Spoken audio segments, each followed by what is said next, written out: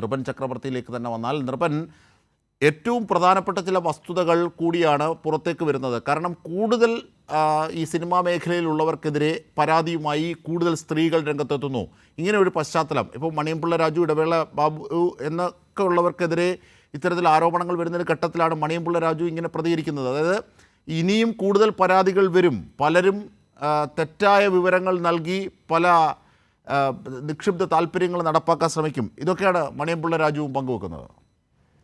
തീർച്ചയായും മണിയംപിള്ള രാജു പറഞ്ഞത് അത് തന്നെയാണ്. ഈ സ്വാഭാവികമായും ഇനിയും പരാതി വരാനുള്ള സാധ്യതയുണ്ട്. ഇക്കാര്യങ്ങളിലൊക്കെ അന്വേഷണം നടത്തണം എന്ന കാര്യത്തിൽ എല്ലാവരും ഒരുപോലെ അംഗീകരിക്കുന്നുണ്ട്. AMMയെ സംബന്ധിച്ച് ഈ ഔദ്യോഗിക പദവിയിൽ ഇങ്ങനെ പിൻവാതിലൂടെ ആർക്കെങ്കിലും മെമ്പർഷിപ്പ് നൽകുമോ, അത്തരത്തിലുള്ള ആരോപണങ്ങളൊക്കെ ഉണ്ടായിരുന്നു. പണം നൽകാത്തവർക്ക് ലൈംഗിക ചൂഷണം നടത്തുന്നു എന്ന തരത്തിലുള്ള പരാതിയും അഭിപ്രായങ്ങളുമാണ് കഴിഞ്ഞ ദിവസങ്ങൾ ചിലർ നടത്തിയത്. അത് സംബന്ധിച്ച പ്രതികരണമാണ് മണിയംപിള്ള രാജു നടത്തിയത്. AMAയുടെ അതിൻ്റെ പ്രസിഡൻ്റായിരുന്ന വൈസ് പ്രസിഡൻ്റായിരുന്ന ആൾ കൂടിയാണ് മണിയംപിള്ള രാജു. സ്വാഭാവികമായും ഓരോ നടന്മാരും ഇത് സംബന്ധിച്ച പൊതുവായ അഭിപ്രായം പ്രതികരണങ്ങൾ വരുന്നുണ്ട്. കഴിഞ്ഞ ദിവസവും നിരവധി പ്രതികരണങ്ങൾ വന്നതാണ്.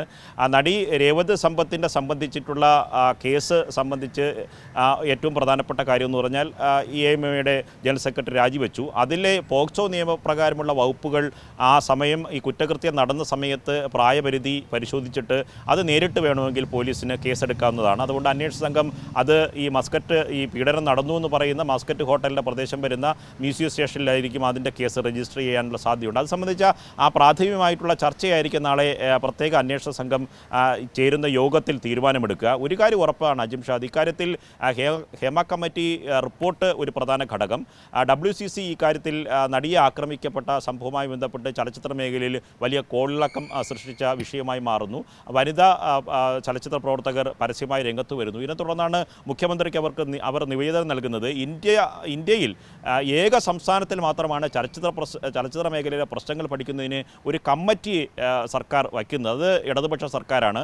ആ കമ്മിറ്റിയുടെ റിപ്പോർട്ട് വരുന്നു. എന്നിട്ട് ജസ്റ്റിസ് ഹേമ തന്നെ ഇത് രഹസ്യമായി സൂക്ഷിക്കണമെന്ന് സർക്കാരിനോട് ആവശ്യപ്പെടുന്നു.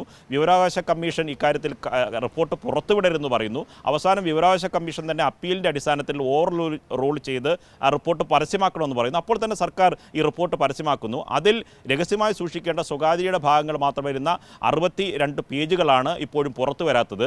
നേരത്തെ അജിം ഷാ സൂചിപ്പിച്ചതുപോലെ വ്യക്തിപരമായ പരാമർശങ്ങളുണ്ട് എങ്കിൽ ആ പ്രത്യേക അന്വേഷണ സംഘത്തിന് അത് പരിശോധിക്കാം. ഒപ്പം തന്നെ പരാതിയിൽ ഉറച്ചു നിൽക്കുന്നു എന്ന് പരാതിക്കാരോട് ചോദിക്കാം. അത് വനിതാ IPS ഉദ്യോഗസ്ഥർ 4 പേരും ചേർന്നായിരിക്കും ഇവരെ കാണുക. ഒപ്പം തന്നെ പ്രാഥമികമായി ജസ്റ്റിസ് ഹേമയുമായി ഇവർ ആശയവിനിമയം നടത്തും. അതൊക്കെ പരിഗണിച്ച ശേഷമായിരിക്കും. മാത്രമല്ല, ഇപ്പോൾ അമ്മയുടെ യോഗവും തുടർന്നുണ്ടാകും ഇതുമായി ബന്ധപ്പെട്ട പ്രശ്നങ്ങൾ ചർച്ച ചെയ്യാൻ.